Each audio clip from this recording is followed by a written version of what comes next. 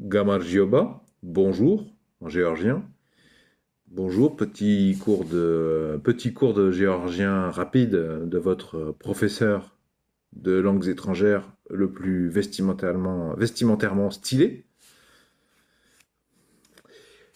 D'ailleurs, en passant, Tchemi Chapka. Tchemi, ma.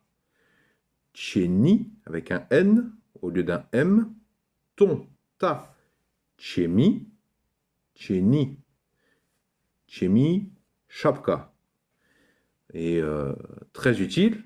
Donc j'espère que vous avez bien écouté, sinon remettez depuis le début, puisque par exemple, le sac, c'est chanta, le sac. Par exemple, le sac kaba, chanta, ou le sac à dos, vous pouvez utiliser chanta. Donc mon sac, chemi chanta, ton sac, cheni chanta. Et donc, quand vous parlez à votre petite copine, votre chérie, sadaris chemi chanta, sadaris cheni chanta, sadaris. Vous pouvez le mémoriser de tête, Sadaris, où est Sadaris Chenichanta, où est ton sac? Très utile en vacances, en déplacement à la plage, que sais-je, surtout pour une femme, hein, c'est souvent avec un sac qu'il faut surveiller. Et Sadaris Chenichanta également. Donc, où est mon sac? Ça peut être le sac de course. Sad, S-A-A, si vous voulez, D, S-A-A-D, Sad. Mais j'appuie pas trop sur le double A. Hein. Sadaris, Aris, c'est A, R, espagnol, I et deux S. Aris, Sadaris. Bon, c'est pas pour ça que je voulais vous parler, mais bon, le but c'est quand même qu'il y ait une continuité dans les épisodes et puis de proposer des choses qui soient débutant plus ou avec une certaine continuité, mais je m'égare. Je vais vous parler aujourd'hui de petite astuce pour mémoriser des mots du géorgien très, très rapidement. Je vous ai peut-être déjà conseillé de mémoriser Naché, N-A-K-H. Moi, j'utilise K-H pour me bricoler le son R avec l'alphabet qu'utilisent les Français modernes. Mais ça ne vient pas de moi, en fait. Hein. Toutes les familles françaises qui ont des origines assez proches, algériennes, tunisiennes, syriennes, ce que vous voulez, on parle l'arabe littéraire ou un dialecte. Dans d'autres pays du monde où on ne parle pas du tout l'arabe, comme la Géorgie par exemple, mais où le son R existe et donc on utilise KH pour l'écrire dans les textos par exemple. Donc je disais Naché, N-A-K-H-E accent aigu. Très très très très utile à apprendre en priorité, vraiment, ça veut dire regarde. Alors, j'ai fait un épisode précédent, je crois, dans lequel je vous parlais de Shechede, Kadachede, et d'autres déclinaisons pour dire regarde, mais ça c'est plus soutenu et c'est plus spécialisé pour chaque situation, parce que les Géorgiens, en fonction de la configuration du regard, de ce que vous devez regarder, ils ont plusieurs verbes, mais le plus simple pour commencer, et puis pour vraiment la situation du quotidien, c'est naché, notamment dans le sens, vous êtes devant un bon paysage, un beau paysage, ou en tout cas il y a un bel angle de vue sur l'autoroute, vous voulez attirer l'attention de votre compagne ou de quelqu'un ou d'un enfant. Oh, regarde, le réflexe de dire en français, oh, regarde, naché. Il y a un oiseau qui passe, un animal qui passe, vous êtes au zoo, vous voulez dire regarde, naché. Et votre copine a oublié, histoire vraie, son parapluie dans le salon et il goûte, elle l'a mis sur la chaise et il goûte par terre. Il y a une flaque, Knuti, Knuti c'est chaton, Knuti, naché. Comprend. Hein. Donc, Naché regarde, à apprendre en premier, facile, c'est juste la seule difficulté, c'est le re espagnol. Je ne vais pas revenir là-dessus. Dans les épisodes précédents, j'ai déjà donné des astuces pour apprendre à le dire. Vous irez voir les épisodes précédents, je ne vais pas me répéter à chaque fois. Donc, regarde, Naché. Maintenant, ce que je voulais aller plus loin pour dire je vais regarder. C'était dans le sens je vais regarder sur mon smartphone par exemple, mais ça a plus d'utilité. Hein. Il n'y a pas que ce cas de figure. Je vais regarder un truc, je vais regarder une information, c'est-à-dire j'étais en train d'avoir une conversation et il y a une question qui a été soulevée et j'ai répondu à ma chérie. Je vais regarder, sous-entendu sur mon smartphone, mais je vais regarder. Donc, naché, regarde. Hein. Présent de l'impératif, je crois. Il suffit de foutre un V devant. Donc ça va commencer par V, et à la fin, au lieu d'être E, ça va être, au lieu d'être Ré, et dans naché, ça va être chav. Je vous le dis en entier. Vna, vnachav. Naché devient vna, chav. Vnachav en une seule fois. Pas particulièrement compliqué, il y a juste le re, c'est pas particulièrement compliqué. Je vais regarder, donc là c'était dans le sens je vais regarder les prévisions météo, mais ma compagne m'a fait la remarque qu'en géorgien, ils disent plutôt je vais vérifier la météo, en français aussi, enfin ça dépend, il y a quelques subtilités. Est-ce que vous voulez dire que vous allez vérifier qu'il ne pleut pas demain? Dans ce cas-là, oui, je vais plutôt vérifier la météo. Est-ce que la météo est compatible avec notre activité supputée de demain à après-demain? Mais on s'en fout, là c'est une bonne excuse pour faire des liens. Je pars du principe que vous allez d'abord apprendre Naché, parce que c'est vraiment le bon plan, c'est facile. Et on part de Naché pour apprendre d'autres trucs, tout aussi utiles, mais un peu plus complexes. Naché, regarde. Vnachav, je vais regarder. Donc très utile, moi, à recycler pour répondre à des membres de ma belle famille, pour les surprendre aussi. Si je veux dire je vais regarder la météo, eh bien, c'est météos, donc comme météo, mais je fous 2 S à la fin. Enfin, moi, c'est comme ça que je me le représente, parce qu'en français, il y a des S silencieux. Donc si j'en mets un seul, j'ai toujours un doute de ce qu'il faut le dire ou pas, donc j'en fous 2 S.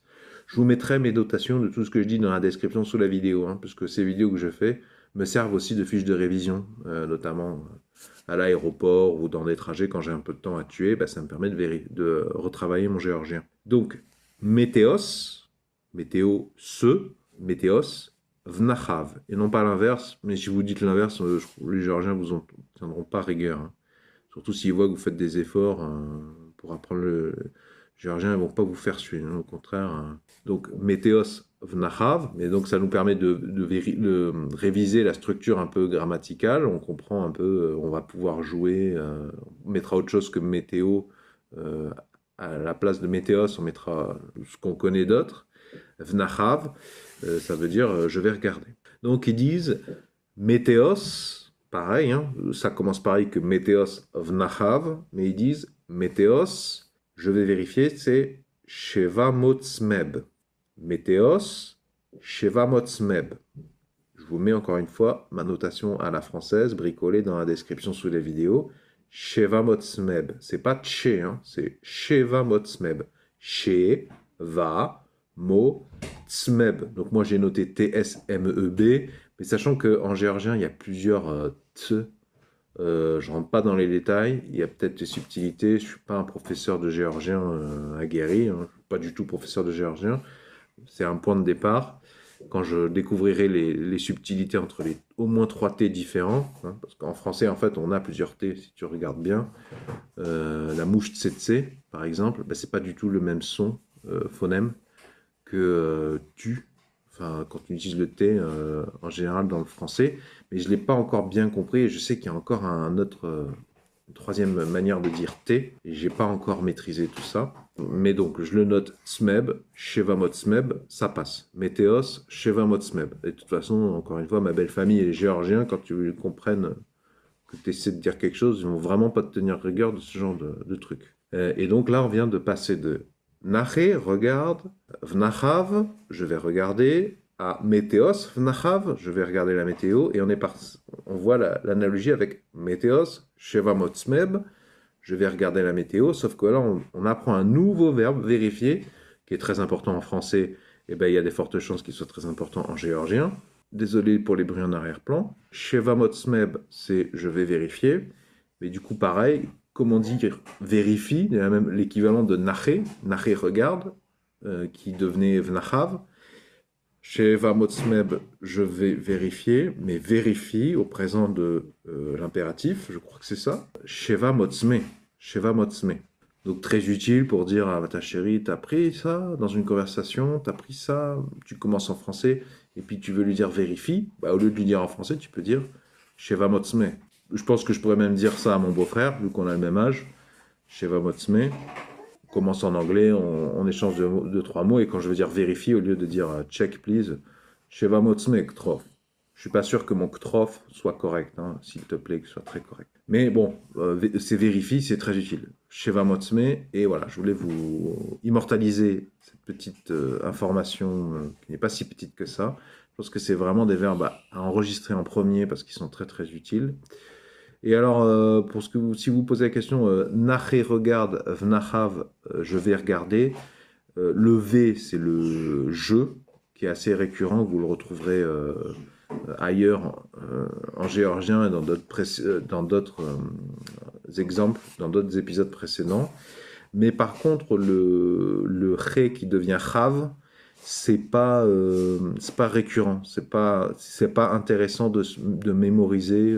Dixit, ma professeure particulière, ce n'est pas une terminaison comme au français qui pourrait vous apprendre à construire sur plein de verbes la terminaison pour le futur proche. Donc voilà, le chav, je ne sais pas si c'est clair, c'est pas la terminaison du futur proche, pour ceux qui se posent la question. Voilà, j'espère que vous avez apprécié ce petit épisode, ça vous aidera à mémoriser, à réviser.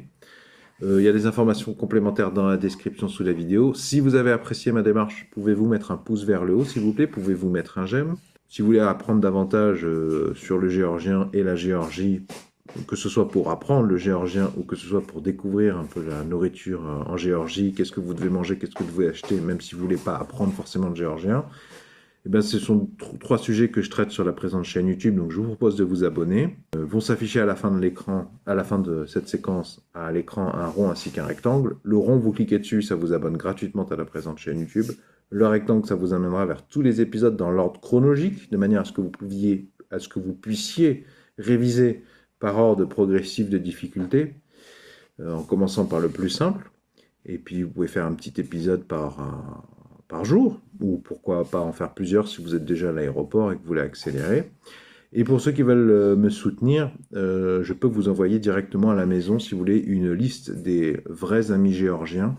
Donc des mots qui se disent quasiment pareil en français et en géorgien, donc vous êtes le plus susceptible d'entendre et ce sera le plus facile pour vous de vous les approprier pour commencer à émettre des choses compréhensibles à peu près, et qui se ressemblent déjà, donc vous les connaissez quasiment déjà. Je peux vous envoyer cette liste à la maison. Je vous mets le lien dans la description sous les vidéos si ça vous intéresse. Si votre départ est dans vraiment pas longtemps, ça peut être d'autant plus intéressant que je vous envoie ça à la maison. Vous n'avez pas à vous en soucier. Dès que vous recevez ça, vous foutez ça dans le manteau, dans votre sac de voyage, et puis vous pourrez réviser autant que vous voulez dans l'avion ou demander à vos collègues de voyage, vos amis de voyage, de vous faire réviser.